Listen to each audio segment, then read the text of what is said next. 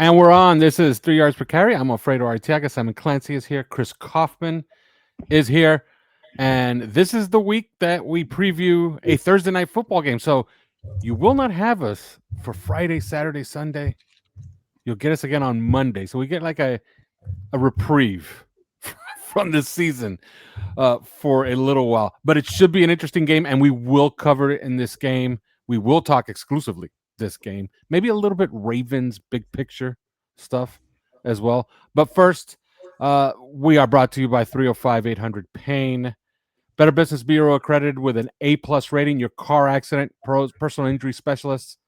Fast connections with trusted doctors and attorneys, always ready to take your call 24/7. Again, 305-800-PAIN, 305-800-PAIN. And of course, Thompson Cigar. I'm a customer. You should be too. Use the promo code 3 yards per carry. That's the number 3 yards per carry, the name of the podcasts. And you get special discounts up to 20% off. In some cases, up to 25% off on $100. So I suggest you take it. And let me tell you about a sponsor that we had briefly just for this week, really. And that's Govee, GOVEE.com.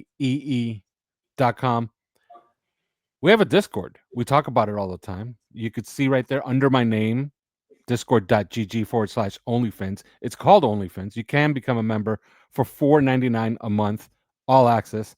I put a link to it in every single one of our podcasts. Every single time I do a promotion, the link is there. We suggest you join.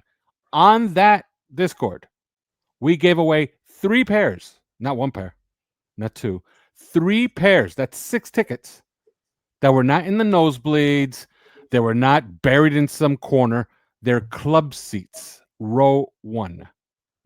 So we're talking about in excess of $3,000 in tickets that we gave away on OnlyFins. And that's courtesy of Govee. Govee is a global leader in smart lighting innovation. And recently they announced a partnership with the Miami Dolphins, bringing Govee's smart outdoor lighting solutions directly to your homes and to the homes of all Dolphin fans. On October 30th, and that's this game, for the Miami Dolphins and Baltimore Ravens game on Thursday Night Football, Govee will be creating the ultimate fan experience at the Hard Rock South Plaza, lighting up the touchdown terrace, and hosting fan activities at the booth. Govee's lighting will be on display around the stadium and Dolphins fan zone before and during the game. Be sure to check it out. Go to govee.com for more information. That's GOVEE.com. As you can see, I put up their website right there. You could check out their website. They have a bunch of specials rolling for this week. Some end on Halloween, which is the 31st, which is just 2 days from now. So we suggest that you help them out because they helped us out. All right, guys. Let's start here. Ravens are going to be completely healthy. So let's start when the Ravens have the football, when the Dolphins are on defense. Do you share the optimism? I'm going to start with you, Simon. Do you share the optimism that I kind of share it myself, that is being shared all across football shows today and this week, that the Ravens are ready to be that team that they were supposed to be? They were kind of a dumpster fire along with us for a while, but now they're kind of poised to be completely healthy here down the stretch. Do you share the optimism that they all share and I share with this team, with this Ravens team going forward? Yeah, I mean, look, it's a good team with good players. I know there's some issues around John Harbaugh this season. They're well coached. And on offense, take Patrick Mahomes out of the Chiefs, take Josh Allen out of the Bills.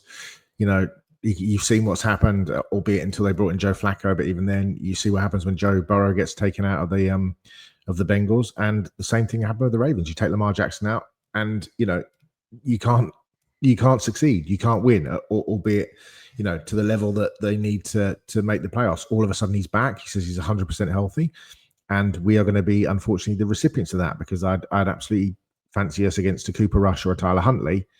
But a fully fit Lamar Jackson with something to prove, trying to drive his team into the playoffs and be the first team in NFL history to come back from where they've come back from to make the playoffs would, probably not surprise anybody. And like you say, Derrick Henry is running really well.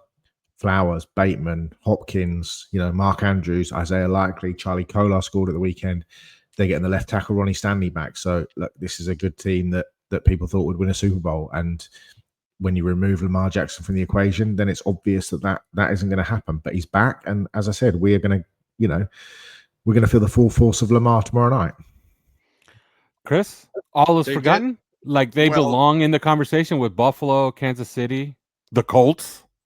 Well, it's more like all is remembered because they did lose 3 games with Lamar Jackson at the helm. I brought that up.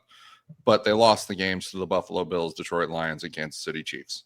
And so the Buffalo Bills game, that was a 1-point game. The Detroit Lions game, it was a shootout. They've obviously had some trouble on their defense, the way we have. But in other words, they lost to really good teams, or teams that know how to play really well during the regular season and particularly the postseason. So.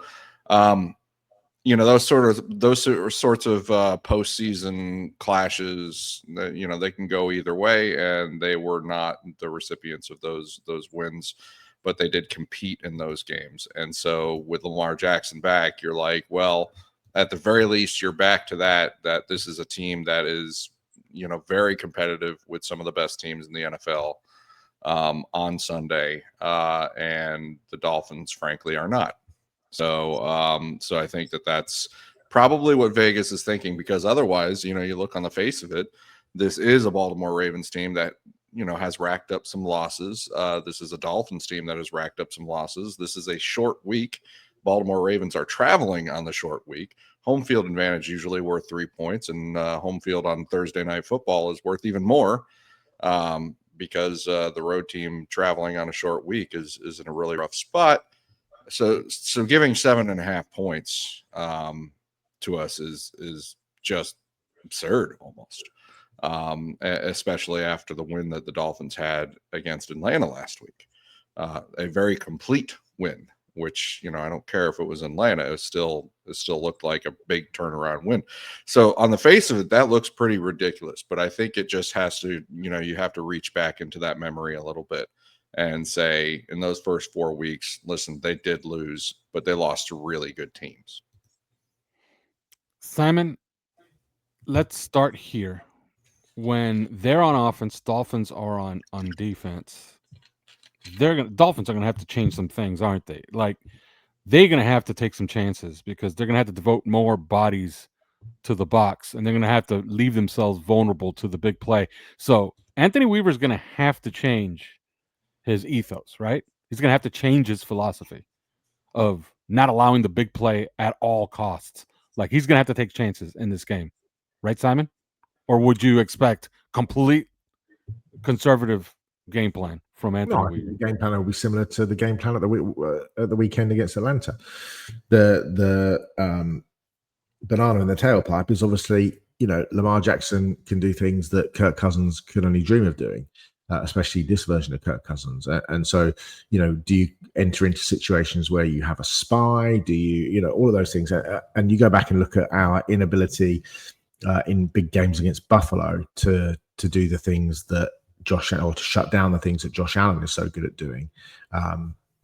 Those kind of 3rd and 10, 3rd and 7, where he just manages to escape, contain, get off platform, out of structure, pick up first downs, and that's what Lamar can do. He can kill you with that, and that's the thing for the Dolphins, and I think that'll be the thing for Anthony Weaver is how do you play Lamar? Because realistically, you go back to the last 2 games that we've played against the Ravens, and for 7 of the 8 quarters that we played against them, Lamar has absolutely killed us. There was the big comeback where we were down 35-14 going into that 4th quarter when we beat them a couple of years ago in the Kevin Harlan game. But, we then got absolutely spanked at the back end of the season down at their place. And, they've run pretty much wild over us. And that team really hasn't changed a lot on offense. And in fact, they've probably got better because they added Derrick Henry.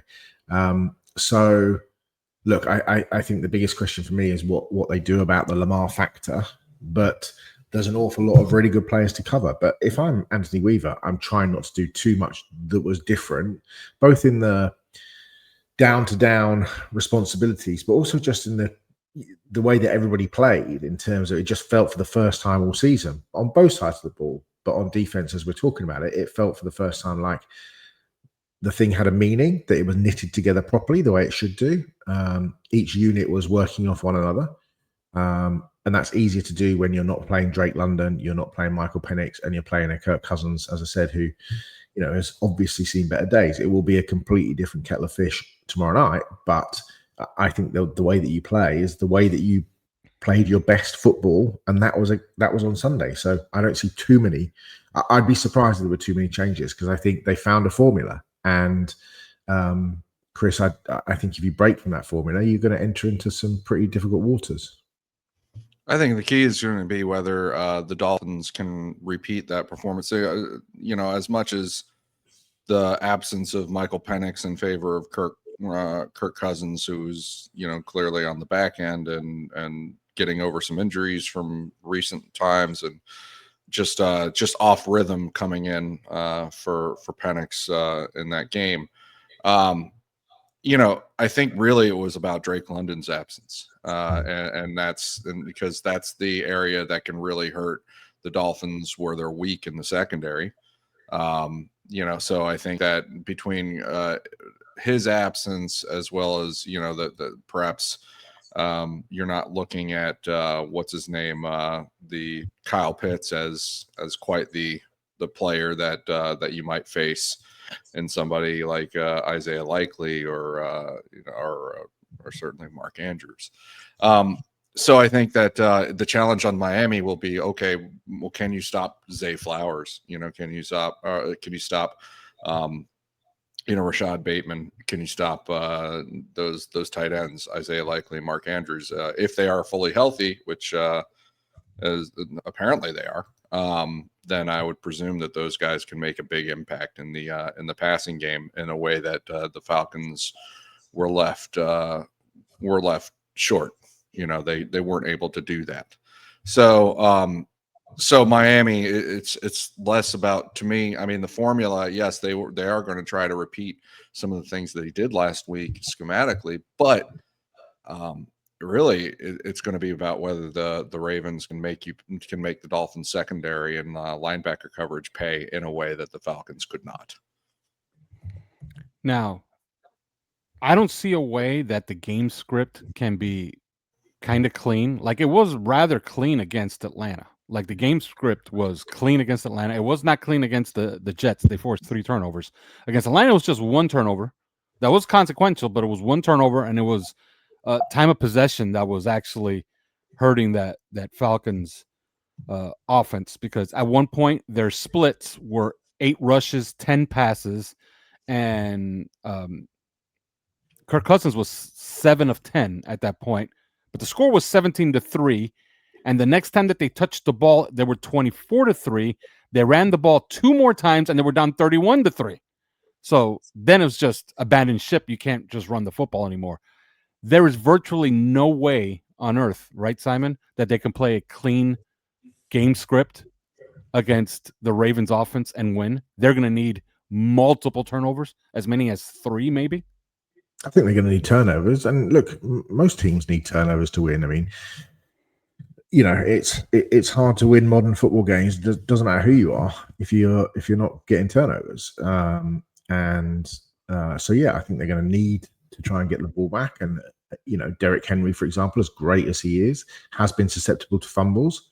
So I think there'll have been an emphasis in the short week of, just making sure that hat on a hat, trying to punch the ball out, all of the things that we're seeing predominantly defensively around the NFL, that almost tackling has become almost like second fiddle to trying to knock the ball out. And if somebody gets beaten over the top and the defensive back or a linebacker is chasing them down, the first instinct these days is now not to tackle. It's to try and punch the ball out from behind, to try and get possession back. So I think that there will be a big emphasis on that this week. And but yeah, I think it is hard to shut down really good offenses, and this is a really good offense with a 2-time MVP quarterback, a Hall of Fame running back, future Hall of Fame running back, and DeAndre Hopkins probably Hall of Fame wide receiver.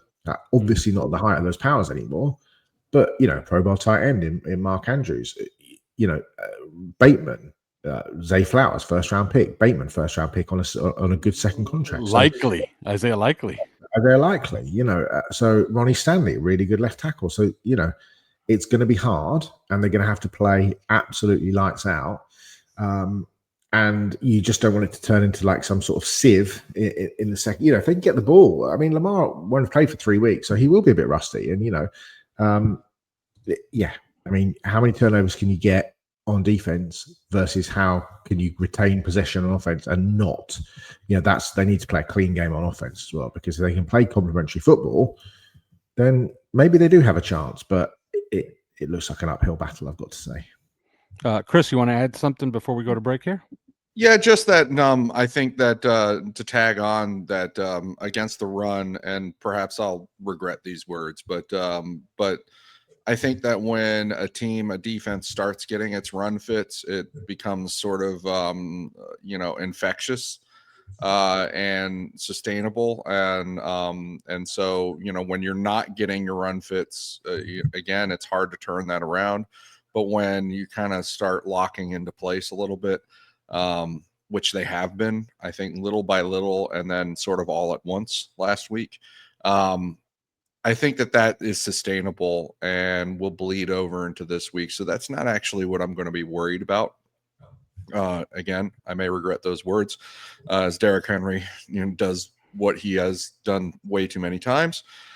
But I think that's not going to be it. It's going to be about Lamar Jackson coming off that layoff. As you said, he could be rusty. It's going to be about whether the secondary of the Dolphins and the linebacker coverage can hold up, because they will in particular be challenged by those tight ends and by those wide receivers and how they use them. So I think that that's going to be the game. That's going to be not just defensively for the Dolphins, but probably the whole game. And if the Dolphins aren't up for that task, then it's going to be a long one. Yeah, I read a stat that I wish I really didn't read, which was that Miami played their first clean game against the run in almost 2 years. They had 0 missed tackles in the game against Atlanta. I wish I didn't read that. Okay, because you know who's coming into town. Yeah, the thing about that Atlanta game is that you have to ask yourself: was it, was that the anomaly to what the rest of the season has been, or is this the start of something moving forwards? And I suspect it's probably more anomalous than reality, but tomorrow night will show. Yep. All right, we're going to go to break, and when we come back, we're going to talk about where, in my opinion, the only place that this game can be won, because they're going to have to score some points, and that's when the Dolphins have the football against the Ravens defense. But first, these words. And we're back. All right, I said it before going to break, and I'm going to repeat it here. Yeah, this offense, the Dolphin offense, is going to have to win this game for Miami if they have a chance to win the game. 0 turnovers. They're going to have to run the football incessantly, I believe, because they're going to have to win the time of possession, because they're going to have to keep that offense off the field to have any chance in this game. Agree, Simon? Yeah, absolutely. And I think, again, much as we talked before the break about what the defense needs to do, I think the offense needs to come out with the same script that it had at the weekend, and that's continue to make a commitment to the running game, even if early on it feels like, oh, it's not working, and guys are getting stuffed, and it's stuffed, is that a word? Stuffed. It's we're averaging 2.8 or 3.2 yards per carry. There's got to be, we can't be in a situation where Tua is just going back and just challenging Kyle Hamilton and Marlon Humphrey and Nate Wiggins, who's turning in a great year, and it can't be that situation, and allowing their defensive linemen and Mike Green and people like that to just pin their ears back and come after Tua. That is not a recipe for victory, I don't believe. Staying true to the run, getting Ollie Gordon involved. The 3-headed running back system worked pretty well. I thought, as I said it on the Monday show, I thought Alec Ingold had his best game of the season. We're gonna, hopefully they'll continue to roll out that sort of Daniel Brunskill 6th offensive lineman, almost to the point sometimes where you just think they may even just roll out in 14 personnel sometimes. Like I watched the Steelers against the Vikings in Dublin, and Aaron Rodgers' offense ran 14 personnel probably more times than they ever run in Rodgers' career in one game. And they were using Big Darnell Washington, and they were bringing in an offensive lineman who was playing as a tight end, and they had Johnny Smith, and they had Freiermuth, and they had, a running back as well, and they were just punching the Vikings in the face, and it worked. And look, this might be the next iteration of McDaniel. They got some change out of Hayden Rucci, and maybe they do that. They line up in 14 personnel a couple of times and just try and punch Baltimore in the face. Don't forget, no Justin Madubuike or Nnamdi Madubuike. So you're removing their best, arguably their best defensive player, not called Kyle Hamilton, or not even arguably. And they inexplicably traded their best edge player a couple of weeks ago. Yeah, Odafe Owe was traded to the Chargers. So, Mike Green had his first sack of the season at the weekend. Carl Van Noy is 108 years old, but he had 8 sacks last year. They're starting to get some change out of Trenton Simpson, but you've got to know where Kyle Hamilton is on every play, because he's gonna bait you into throws. So I just think establishing the run, bringing those safeties down into the box, Malachi Starks, the rookie, down into the box, seeing where is Hamilton going to line up? Is Hamilton going to line up as a strong safety? Is he going to be a free safety? Is he going to be a nickel? Is he going to be a blitzer? Is he going to be the linebacker? Is he going to be an overhang defender? Is he going to be an edge rusher? He's been all of those things. So that will be really interesting to see what they do. And can the Dolphins lure them into the things that they lured Atlanta into at the weekend, which is, run, mixing some screens, mixing some passes. But the more that you run, the more that they're going to have to come down into the box. The linebackers will play a bit closer to the line, and that's when you can hit those plays over the top, which we did to great success, which is why Jalen Waddle went for 99 yards on Sunday. So I think that's the key to me. But they're going to have to play another completely clean game where all the mechanism, everything works to perfection, because you just can't get away with mistakes in the NFL, and you certainly can't get away with mistakes against a Super Bowl contender like the Ravens should be. Yeah. Great stat, and I think you'll appreciate this one, Simon, from PFF. Kyle Hamilton has not played a single snap in the deep third in the last 3 weeks. Wow. So he's been near the line of scrimmage. Malachi Starks has played almost exclusively in the degoing third the last 3 weeks. So they've decided, okay, we're going to get back to our roots. Kyle Hamilton's going to be closer to the line of scrimmage. Malachi Starks is going to be our deep safety. And we're going to get back to the roots of what made us good in 2023 when they had the number 1 defense in the NFL. Chris? Yeah. You agree with all points?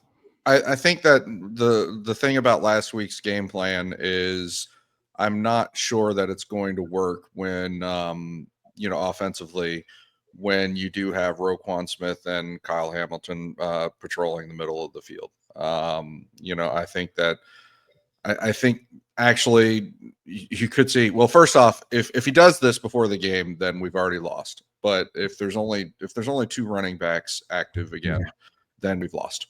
Yeah, game over. But if there are 3, then that gives you some signs of hope. And it will be about the Dolphins going up against those kind of bigger, older players that they're putting up front. I think John Jenkins is up there. I think that Brent Urban is still starting games.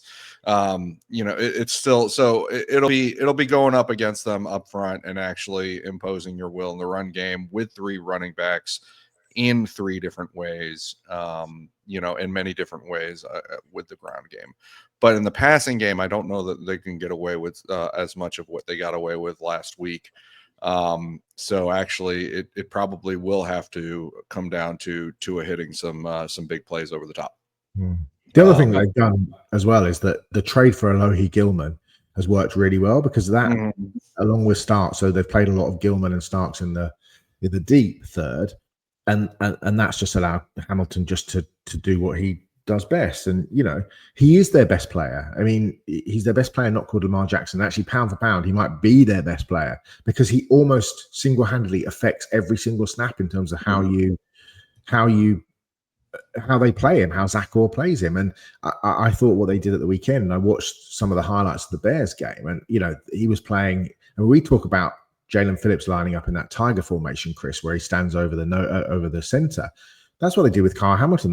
They just blitz him, and he was punking like Joe Thuney on 3rd down. He was like bouncing off guys and sacking Caleb Williams, or blitz pressures. And, I think that, if I'm Zach Orr, knowing that Tua isn't particularly mobile in the pocket and doesn't handle pressure particularly well, I'd be sending arguably the best pound-for-pound defensive player in the league, not called Myles Garrett or Micah Parsons, on a blitz against an offensive, especially on that right side, through the Cole Strange, Larry Borum in that area, and send him after Tua.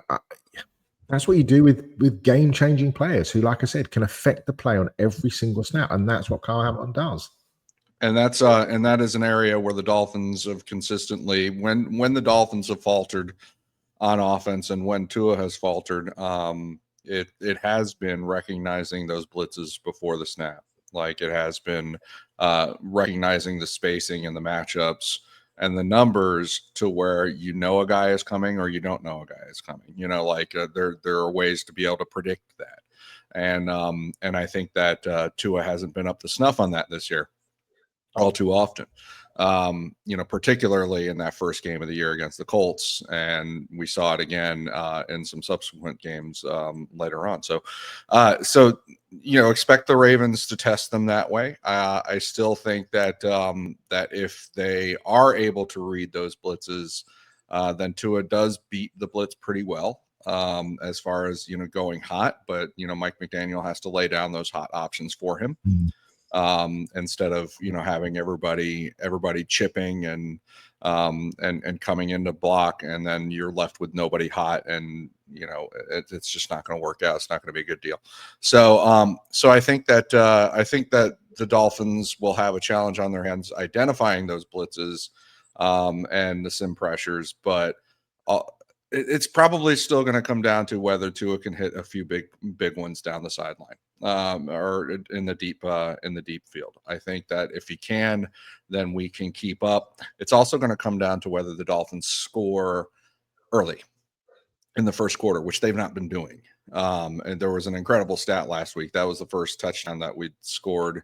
I forget what it was in the first quarter in quite a while. Our first touchdown pass that Tua had thrown in the first quarter in something like 12 games. It was like 12 games, 13 games, something like that. Yeah. So, if the Dolphins, and that's not a coincidence that things went off really well in that Falcons game. I think if the Dolphins can get out to that early punch, early lead, like with the Falcons and with the Panthers, I think things will go better than they did with the Panthers this time, because I do believe that the defense is kind of locking a little bit better into place right now. I think the other thing about Hamilton as well is that he's a massive Harry Potter nerd. He could go Voldemort on our ass tomorrow night. Like, do you know what I mean? Like, he has that ability he's a rare one. He'll line up in three positions on three different downs. First down, he might be an overhang or an edge. Second down, he might blitz from middle linebacker. Third down, he might be free safety, single high free safety, and just be because he's got the ability to get sideline to sideline. And that for a defensive coordinator is just manna from heaven. So it'll be interesting to see. Yeah, well, last week what Jordan Brooks did on us, is kind of what Kyle Hamilton will be in a position to do. But again, I can't stress enough. Do not forget Roquan Smith. That's the guy that gives us the most trouble, particularly with where Mike McDaniel likes to attack opposing defenses and where Tua likes to attack opposing defenses, with layering throws into the middle and things like that. And Roquan Smith is excellent at getting great depth in the passing game and shutting down some of that and being a very smart defensive player. And so, that's the player to me that he has a game, we lose. Yeah. Simon, one point for a little bit of optimism here, and what makes me optimistic about one thing in this game is that the Ravens do trust Teddy Buchanan and Trent Simpson one-on-one with running backs out of the backfield. We have the best. Maybe Christian McCaffrey's a better pass catcher than Devon Achane, but my God, if they're going to do that again, and they've done it all season, and they tend to do it consistently, then the Dolphins have to exploit that. And there is no way that Miami can win this game if Devon Achane is not having a monster game, like at least 150 yards from scrimmage. Agree? And he has to exploit Teddy Buchanan and Trent Simpson. Well, I'd say Trenton Simpson. I think Teddy Buchanan was the best third down linebacker in the draft, just gone in terms of covering. From Cal. He was awesome. Man. He can play zone. He understands all of those, responsibilities in terms of tracking backs. They played James Cook and they played Jahmyr Gibbs, so he understands incredibly speedy, sort of slightly lighter, but play recognition, play speed, pursuit speed, tackling ability, running to the ball. He can turn and get downhill fast. I think he's a really interesting player. I think the one player that you would want to get into is Trenton Simpson, especially on early downs. If you can get matched up on Simpson on early downs, great. But I think he's going to come out of the game on third down, and you're going to see Hamilton, Starks, Alohi Gilman, all of those players on the field at the same time. So it makes it more difficult. Yeah. But I think that trying to target and identify those matchups, especially in the pass game, are going to be absolutely key. But don't forget, what you might find is that if I'm Zach Orr, if I'm John Harbaugh, I'm going to be looking at the Dolphins offense and going, okay, who's their best players on offense? Because we've got some absolute studs over here. Kyle Hamilton, I'll tell you what, why don't you follow, use your superpower to follow around Devon Achane on third down, for example, and, snuff some of those inside screens out and those sorts of things. So, the chess match of what the superstar players do on both sides is going to be really interesting. And, get the ball in. Obviously, good things happen when you get the ball in Achane's hands, but with the kind of warning, Chris, that they might just put their absolute super stud on him as well. So, yeah, that's the that would be the danger. Is where Kyle Hamilton gets to be used. This would have been a great game to still have Darren Waller healthy, because not only could he occupy some of the attention. But also he's just a very high IQ player. From what little we saw of him, it was clear that he is a high IQ player. He is a guy that gets available for the quarterback, and it's those kinds of guys that will be really key in a game like this, I think. So they're going to miss him, and they're going to miss the threat that he won't pose to the Baltimore Ravens defense. So that does free up a chess piece to try and take out Devon Achane. The one thing I'll add though is Trent Simpson, as they're getting healthy, he's being phased out. He's he didn't start. He played 10 snaps last week. I mean, it's not as much of a thing anymore. Teddy Buchanan, it's just a matter of which week is he going to pick to fully figure it out. And unfortunately, we've had several of those young guys over the years that kind of figure it out against us, and so I think that's we'll see on that. But my worry is that we do not have anybody at tight end at all. Yeah. and we had a Darren Waller, and that could have occupied some attention, and he could have added some veteran tricks with high IQ, but that's just not there. I mean, sorry, go on, Alf. Yeah, and it's already been confirmed. Two things that's already been confirmed. Danny Brunskill will play tight end because Julian Hill will be out of this game. And Frank Smith also confirmed. This is something that we talked about on the Discord. So, you should become members of our Discord because sometimes we know things, okay? And we share them. Frank Smith basically volunteered. Yeah, I run personnel now. which was interesting that he comes out here because he's basically saying, people were demoted. And he doesn't say it by name. Does that make a difference? By the way, having Frank Smith down on the sideline running personnel, all of a sudden, the operation was a little quicker. And I think we could go straight to picks after this. But your thoughts on that, Simon? Well, Frank Smith volunteered. I mean, everybody says all the players were effusive in their praise for him down on the sideline. So clearly, lots of things are good in principle when you're winning. I would say that. The one thing I would look for, actually, when you talk about Daniel Brunskill, just to put it in, when you look at how athletic both Aaron Brewer and Patrick Paul are, I would imagine that Mike McDaniel would have seen Sunday Night Football and seen the Steelers throwing to Spencer Anderson, who is their sixth offensive lineman. Wouldn't surprise me if they snuck in a little pass to a eligible lineman in Nobody's looking for Daniel Brunskill out there. Yeah, Carl Hamilton is not shutting down Daniel Brunskill. And Rodgers rifled in a ball to Anderson, who caught it cleanly like a receiver and picked up 7 or 8 yards. It's just the sort of thing that Mike McDaniel might think, I can probably get away with this because nobody's going to expect this to come. So maybe just beware for the little 6 lineman eligible catch tomorrow night. It would be fitting. This is the team that Robert Hunt had that brilliant moment against. Of course. So the Baltimore Ravens. But I would like to see them. I would like to see a Patrick Paul Wildcat. Yeah, me too. Like Alabama does with with Proctor. Yeah, with Proctor. That would be let's great. get that 340, 350 pound, whatever, Wildcat in there. Kyle Krabs on his show, he suggested, you could have Daniel Brunskill snap and you could use Aaron Brewer. Yeah, absolutely. In a lot of those plays. You could even use him as a lead blocker, as a fullback. Yeah, but they try and never mess with the quarterback snap, I think. And especially when we've had some troubles with it recently. It seems like they always do. But yeah. Yeah. All right, it's time to pick the game. Man, Lamar Jackson is back, and that's what you want, by the way. You want to measure your team against other teams' best. Have we gotten a Tyler Huntley in here and we would have farted around and won by a field goal or something like that? What are you going to learn? Like, you want these young guys to get experience. You want the players, especially up front, that they're going to play against a really good offense. You want to see those rookies play against a really good offense. You want to test your wares against, in my opinion, the best roster, at least on offense, because they're kind of diminished on defense due to injury. On offense, I do believe it's the best offense in all of football. And they kind of proved it last year. They're finally healthy for this game. So this is precisely what you want.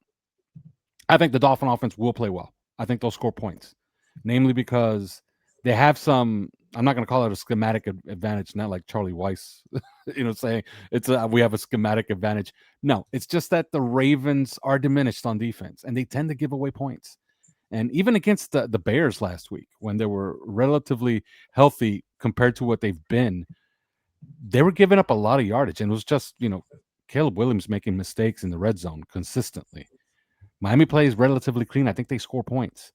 Problem is, how the hell are they going to keep Lamar Jackson off the scoreboard? So they'll be beaten by the scoreboard. They won't cover, but it'll just come in under. So by 7 points. So Ravens 34, Miami 27. What say you, Chris? Wait, you went to me first? I have a problem with that. Okay. No, I'm just kidding. I'll go. No, I think that the Ravens will get some things done on offense, but I don't think they're going to get as much done on offense as as a lot of people might think. I think that they're looking toward a 25-point outing, something like that. But unfortunately, I do think that the Ravens' return to health of some key players, is going to make the difference. As I said before, without a tight end to occupy the middle of the field, I think that this is going to come down to hitting passes over the top, and that gets when Miami has to focus on that tends to get Miami their offense in a bad place. And then they get out of rhythm and it just doesn't work. So I think that this is like a 25-12 outing, something like that. It's just there's going to be a weird score with a lot of field goals or something on Miami side. Simon? Oh, now you're coming to me. Now you want me. Yeah. I think Ravens will win 35-18, 35-20, something like that. All right. And we're going to leave it right there. The next time we talk to you, we're going to take like a small little hiatus here. And we're going to be off for the weekend. We get to watch consequentially free football. Any college football that you're looking at on Saturday. Because I'm going to be watching horses. It's going to be Breeders' Cup Championship Saturday. So I'm going to be watching horses on Saturday. So I'm going to have to watch all my college football on Sunday.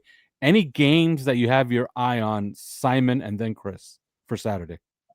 Penn State, Ohio State this weekend, isn't it? Oklahoma, Tennessee is a good game. Norris Sellers against Ole Miss will be a good game. Cincinnati with Brendan Sorsby, the guy that sounds like he's from a Philip Pullman novel. Playing Utah, that'll be a good game. So yeah, there's a few. I think there's a few decent games this weekend. So I was just scrolling down to see what else I'd missed, but yeah, I think those Georgia, Florida. I mean, Florida unranked, but still should be an entertaining game. So yeah, there's a few. There's definitely a few. Yeah. And by the way, in case anybody who's watching us on YouTube, if you can see CK right under his name, it says Cocky Heat fan. What the Heat have done, Simon, let me explain it to you in like football terms. It's as if the Dolphins would have come out this season in the wishbone and would have been averaging 450 yards rushing per game. Right. Okay.